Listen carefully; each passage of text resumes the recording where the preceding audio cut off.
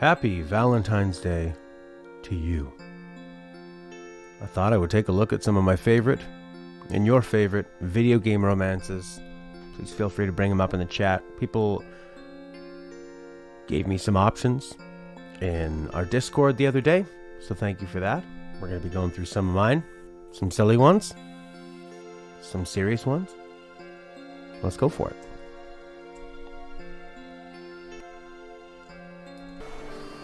Titus and Una. I think it's a great love story because Titus is new to the world and he's becoming a man. He's leaving behind the easy life of being a celebrity where everybody loves you no matter what you do. Well, as long as you play well. And being a disappointment to his father and dealing with that and dealing with his father's departure and learning about sacrifice, death, duty. I haven't really got to any of the romantic parts yet. But him and Una both seem like kids on this big journey to become adults. And they both need to sacrifice themselves in the end. And I guess that's the romantic part. It's not feeling all that romantic. I guess... Oh, let's keep going with the backstory. I mean, the backstory of you finding out, or at least Titus finding out, in near the beginning of the game, once he starts realizing how important Una is and the things she can do, that she's going to kill herself at the end. And then in the end, it actually being Titus who's the dream and ends up disappearing. And I think when he first sees her do the sending, and like how much that drains her, and what she means to people, and what she's willing to do for the people. And him realizing that, I think she inspires him to be better. And I think he inspires her to fight more and maybe not be so serious all the time. I mean, that laughing scene gets... I knew about that as a meme far before I ever actually played it, which was only a few years ago. And I thought the laughing scene worked really well. He was trying to be cheesy. He was trying to be corny. And the thing that makes that scene work is that the group behind them is looking uncomfortable, just like the viewer. They're going, this is strange what they're doing. But it's sort of like, if you can't be a goofy weirdo with the person, you're meant to be a goofy weirdo with, who can you do it with? Prince says it's one of those romantic movies where someone has a terminal illness. Yeah, it is a bit of forced melodrama, but I think what's interesting is that it's the way they deal with it. It's not just, you're gonna die, that's sad. It's more of, I don't want to let you go, but I'm learning about you and I'm learning about our place in the world to do that. Yeah, we watched the Japanese dub as well, and it's pretty similar. It's that same kind of seagull ha ha ha. It's played that way, and I think they play pretty well. And for me, that's where the story ends. This is the story's the beginning, and then it ends at the end of Final Fantasy X, and then nothing else ever happens. And I think some people that have gotten value out of 10-2 have said that, it explores the relationship more, but I think it kind of cheapens it by bringing him back. It's sort of like the worst kind of fan service, in a way. But I found it really touching. And,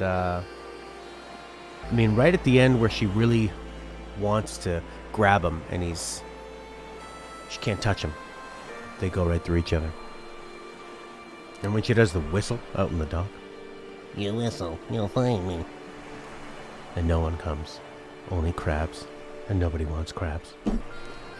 So with the minigame of relationships in Final Fantasy X, Final Fantasy VII also had where you would be giving, depending on who you would heal, who you would talk to in certain situations, you would build up certain points with either Aerith, Tifa, or Barret, and go on this special date in Cloud City, sort of a midway point of the game. Probably, I guess, one of the few major events before Aerith's big event. And it's a nice way to just kind of chill out. And I remember as a kid when I first played this, I loved minigames in games. It felt like you were getting so much more. Now it kind of feels like minigames have to be there. But then they were a lot more special. And it was like going to Chuck E. Cheese. It was like going to Disneyland.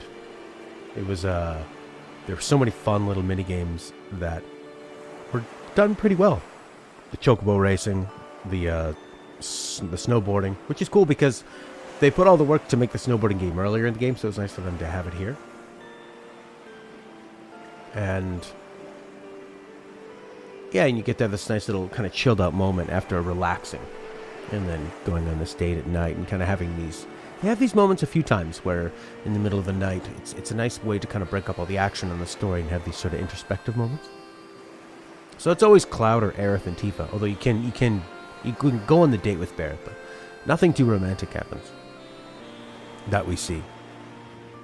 But I think Tifa's always the one that's been around Cloud. She's more like the realist choice, where that's the person you sort of grew up with. She's always wanted him. He's wanted to be better, but he's kind of, it's like, I never knew what I had right in front of my eyes.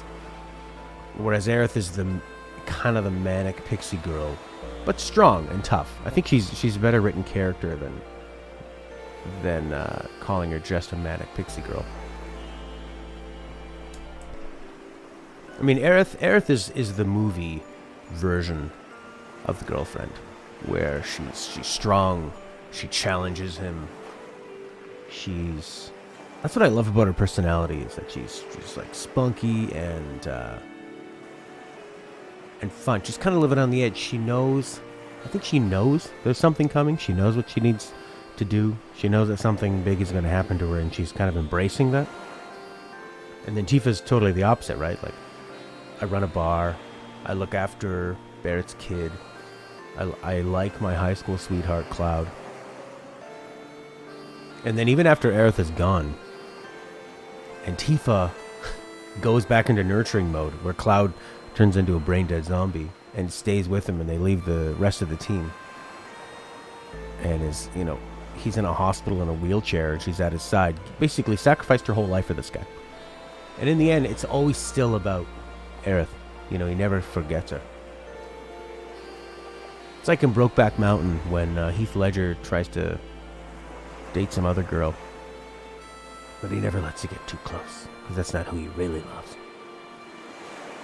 Or, what's his name? The guy in The Notebook. How am I forgetting his name? He's one of the best actors ever. When he's with the other girl, and it's just sex. So he'll end up with Tifa in the reality of it, but it's always been Aerith. Can't talk about romance without talking about Mass Effect. Now, Mass Effect gave you a great option of romancing many different characters, different sexualities. Well, just two sexualities. But to me, it always felt like, although you would end up sleeping with some other people, Liara always felt like the one that was destined for Shepard. I think because they both have that level of importance.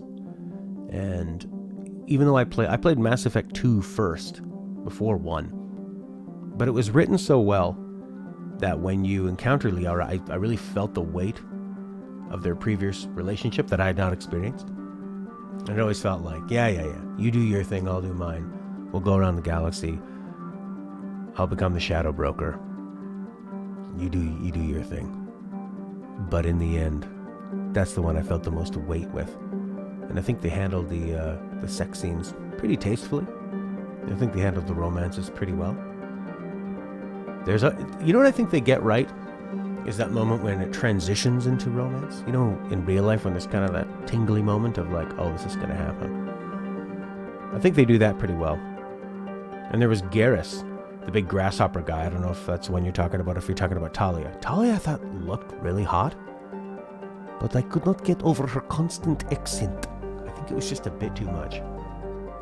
But I did think she was pretty sexy.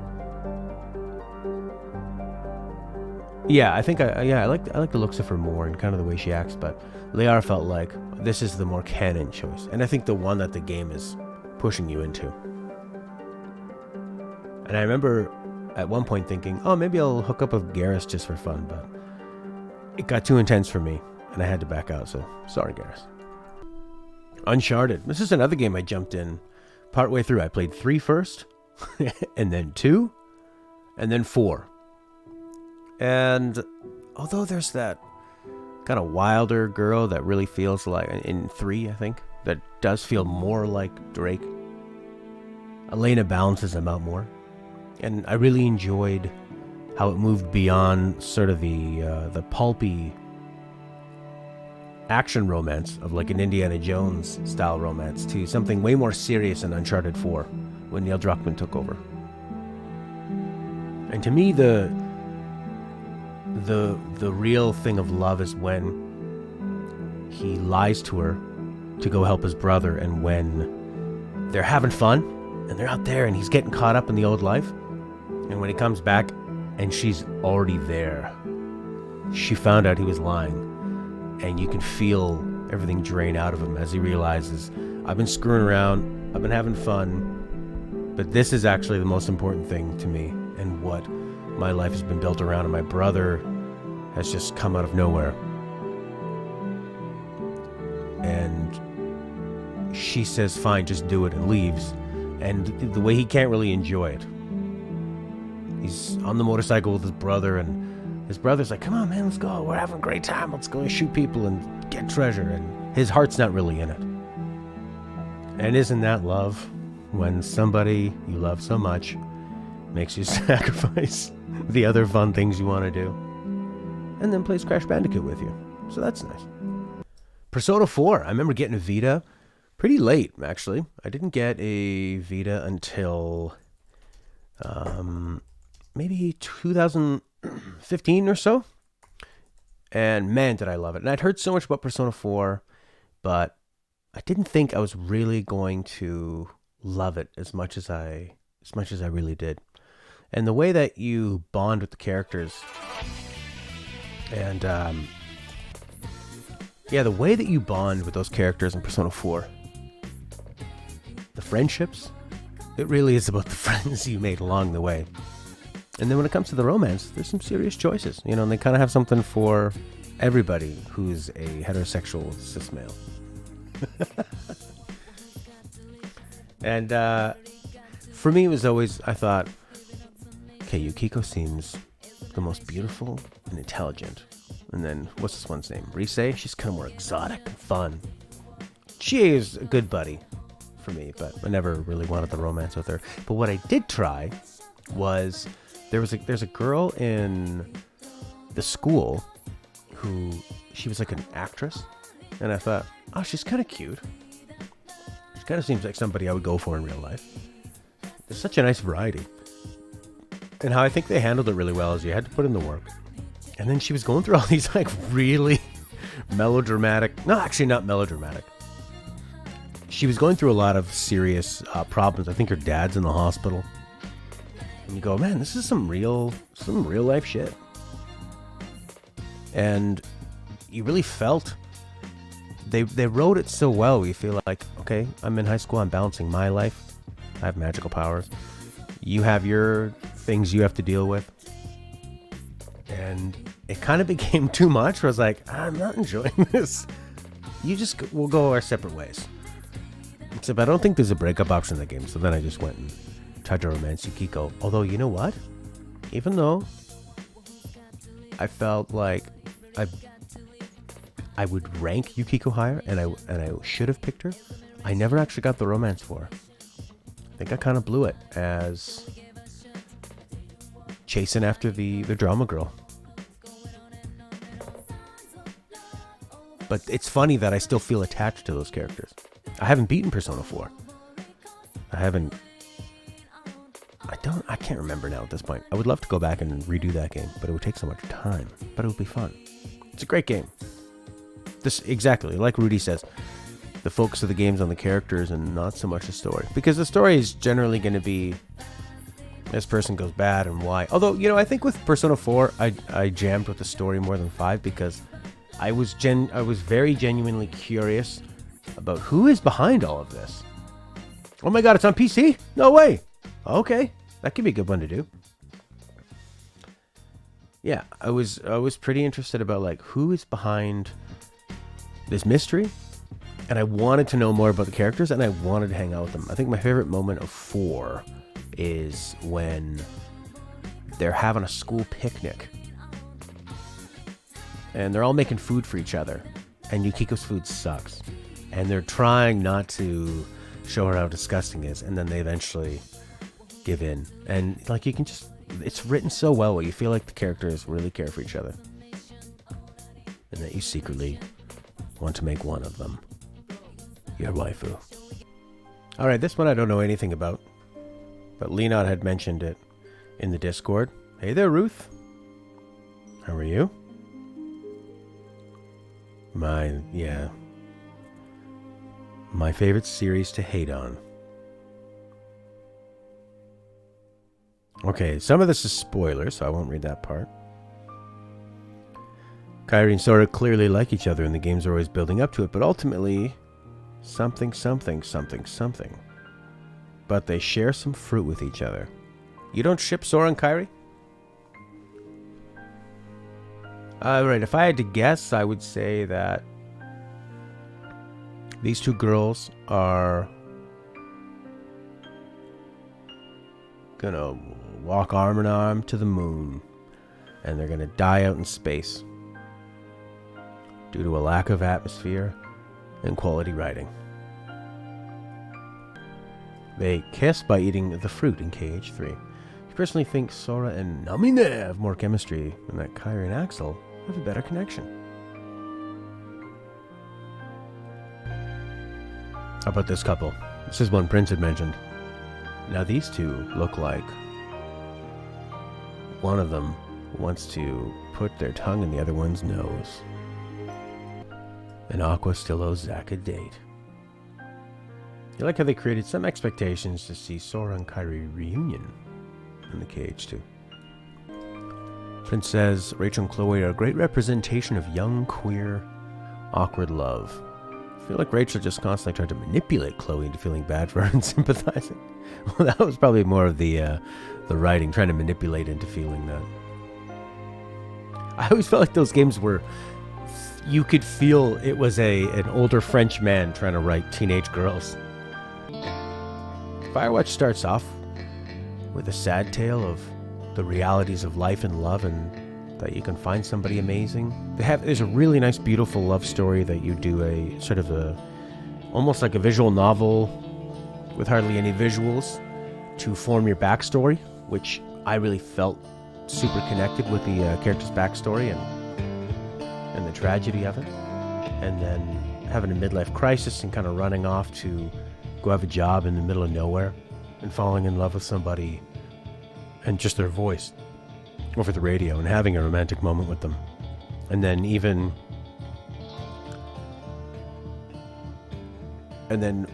not going after that because that's not really the adult thing to do.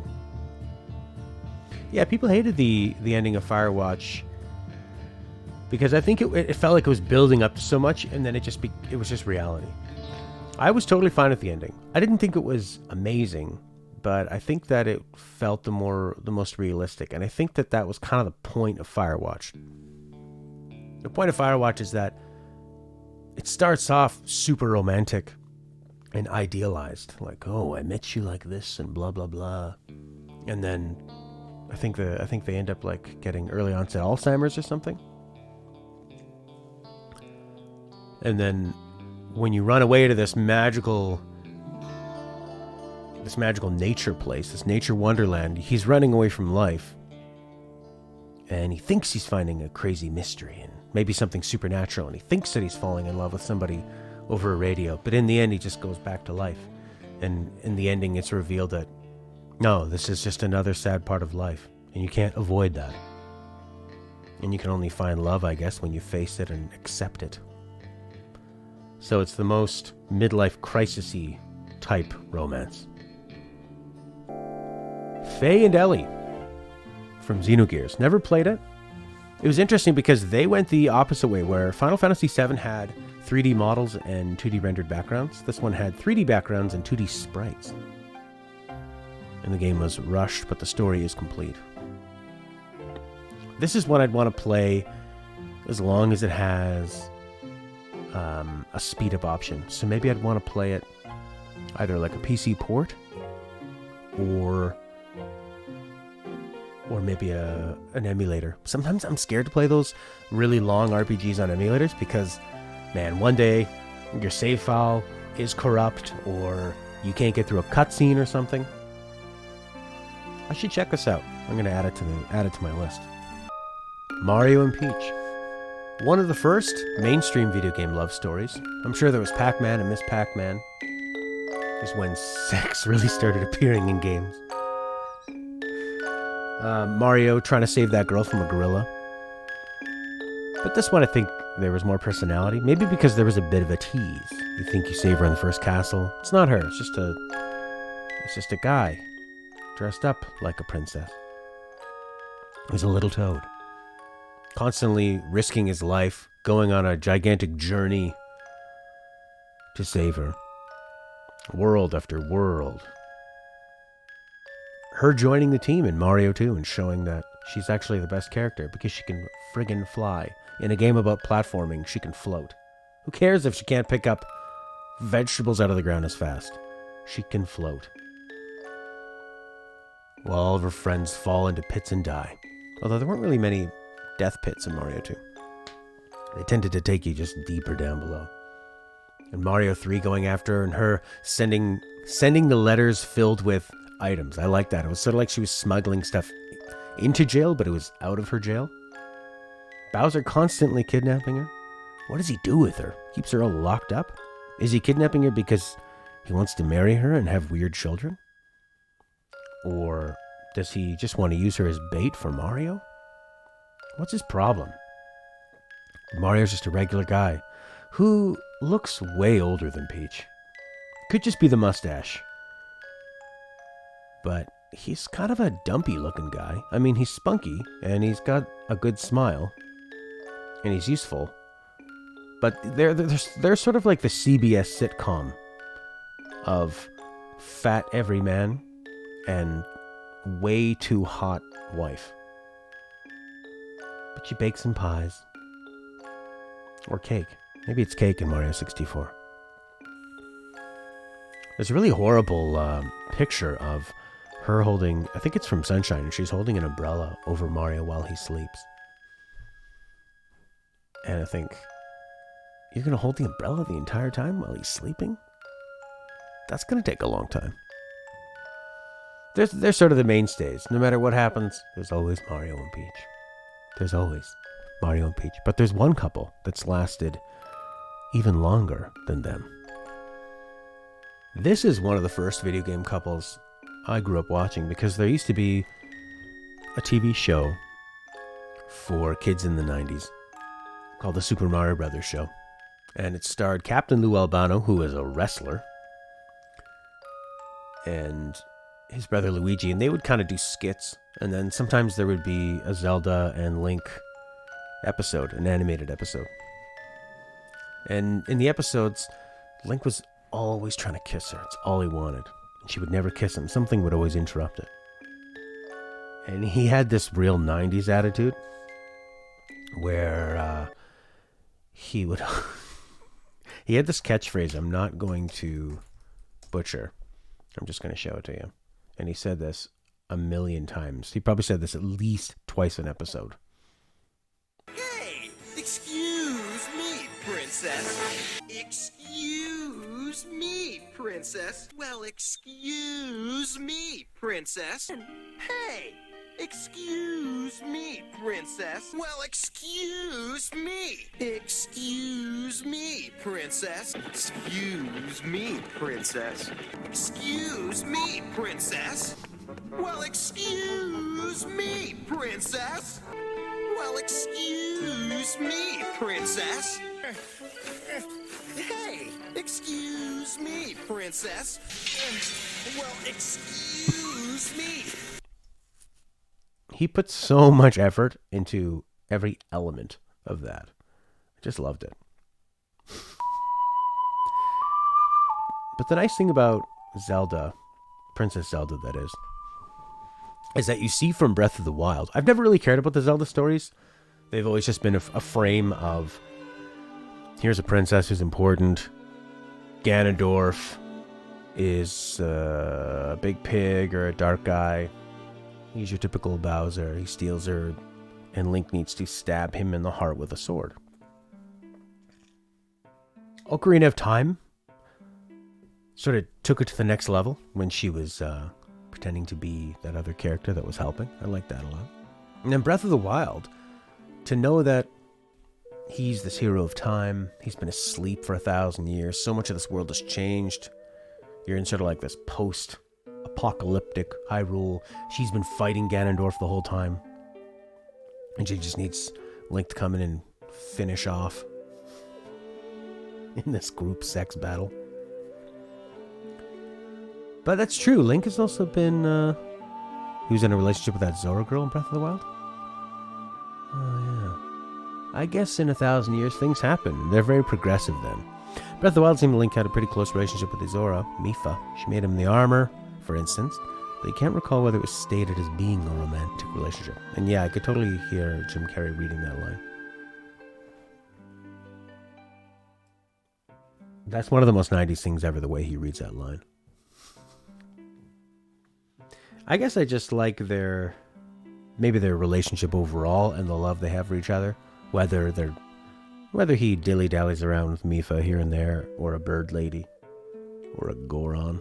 Goes for a roll around with a Goron. Pure, concentrated 90s, the crack of the 90s. And just as addictive, but leaves you feeling empty and dirty after. Yeah, I think Breath of the Wild is where I started caring more about it. And I know that, like Princess said, he feels like Breath of the Wild is kind of empty. And Lena will say it's not random enough. But that's how I like the lore. Just to kind of feel it. It's more of an atmosphere. And I like the way that they came together. And I like that she was really powerful. She was the only thing stopping Ganon from totally destroying everything. And it wasn't just Link that had to save the day. It was awakening all the powerful beacons or whatever the hell they are.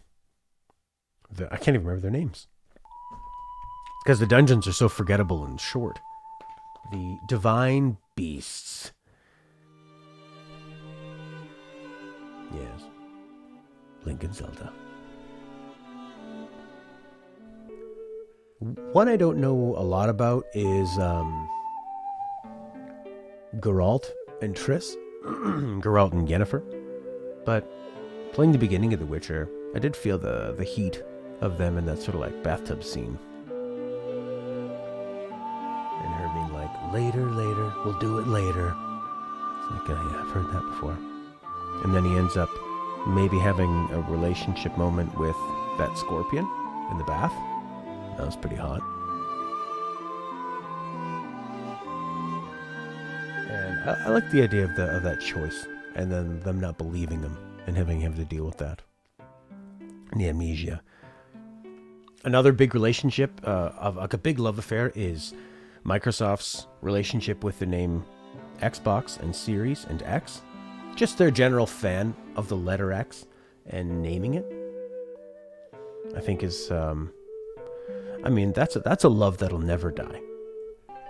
So I hope you have a great Valentine's Day, no matter if you're with somebody, or just loving yourself, or loving your friends, or loving your family, or grabbing a big, steamy, long, hot dog, slathering it with everything you got, and eating it like Sonic would. Happy Valentine's Day.